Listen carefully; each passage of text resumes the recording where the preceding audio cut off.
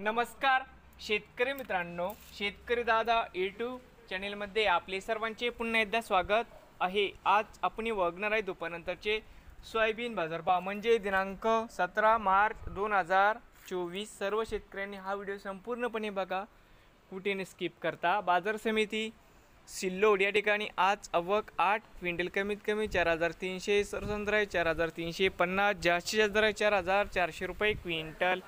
वरोरा या ठिकाणी आवक 30 क्विंटल, कमीत कमी 3800, सरसंद्र 3900, जशेस्त 4040 रुपये क्विंटल। त्यानंतर वरोरा शेवगाव आवक 12 क्विंटल, कमीत कमी 3000, सरसंद्र 3500, जशेस्त 4000 रुपये क्विंटल।